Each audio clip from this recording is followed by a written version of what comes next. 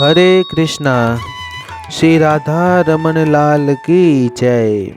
कृष्ण भक्ति AP channel में हम आज आपको लेकर आए हैं श्री राधा रमन जी मंदिर, जो वृंदावन में स्थित है। वृंदावन में सुप्रसिद्ध निधिवन के निकट ही श्री राधा रमन लाल जी का मंदिर प्रस्थापित है। आज हम जानेंगे श्री राधा रमन जी के प्रागट्य की कथा। जब हम मंदिर में प्रवेश करते हैं तो हमें यहाँ ऊपर दो लाइट देखने को मिलती है। हरी लाइट चालू है मतलब राधा रमन जी के दर्शन खुले हैं। लाल लाइट चालू हो तो समझ लेना कि दर्शन बंद है। श्री राधा रमन जी का प्रागट्य श्रीपाद गोपाल भट्ट गोस्वामी के द्वारा हुआ था। श्री राधा रमन का अर्थ है श्री राधा प्रेमी, अर्थात राधा में रमण करने वाले। इस मंदिर की स्थापना 500 साल पहले गोपाल भट्ट गोस्वामी ने की थी। 30 साल की उम्र में गोपाल भट्ट गोस्वामी वृंदावन आए। भगवान श्री चैतन्य महाप्रभु के अंतर ध्यान होने के बाद श्री गोपाल भट्ट गोस्वामी को भगवान का विरह सताने लगा था। वह बहुत ही दुखी रहते थे और भगवान को याद किया करते थे।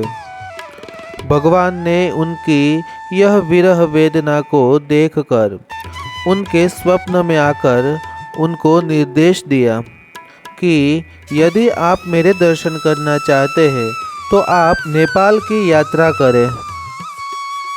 भगवान का निर्देश होने के बाद श्री गोपाल भट्ट गोस्वामी नेपाल गए। वहां जाकर उन्होंने गंडकी नदी में स्नान किया। नदी में अपना जल पात्र डुबाने पर वे यह देखकर आश्चर्यचकित हो गए कि उनके पात्र में कई शालिग्राम शिलाएं आ गई हैं।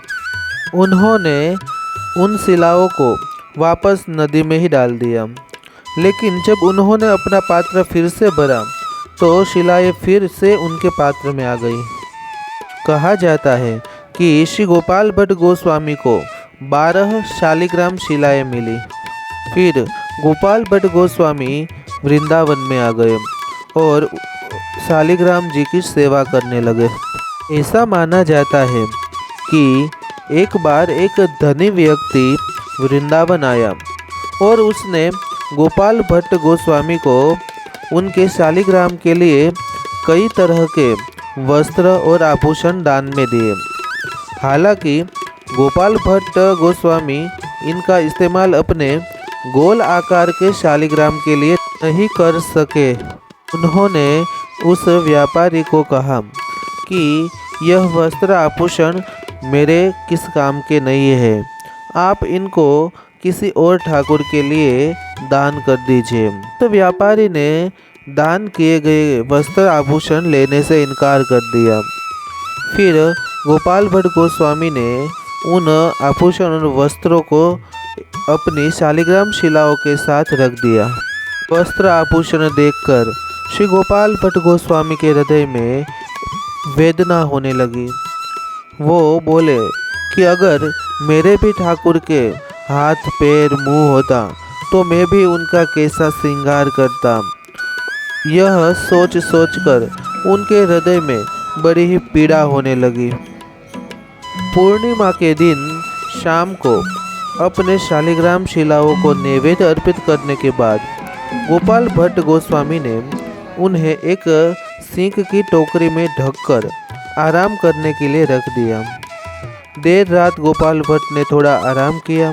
सुबह सुबह वे यमुना नदी में स्नान करने चले गए। स्नान से लौटकर उन्होंने पूजा करने के लिए शालिग्रामों को खोला और उनमें से कृष्ण का एक विग्रह बांसुरी बजाते हुए देखा। अब 12 शालिग्राम की जगह पर 11 शालिग्राम शिलाएं थीं और उनके साथ एक विग्रह थे। उनमें से दामोदर नाम की जो शिला थी वही त्रिभंग नंद कृष्ण के सुंदर रूप में प्रकट हो गई थी। इस तरह श्री गोपाल भट्ट की हृदय वेदना को सुनने के बाद भगवान शालिग्राम शिला से स्वयं एक अर्चा विग्रह के रूप में प्रकट हो गए। श्री राधा रमन जी के लिए प्रसाद गोस्वामी परिवार के पुरुष सदस्यों द्वारा मंदिर की रसोई में ही तैयार किया जाता है।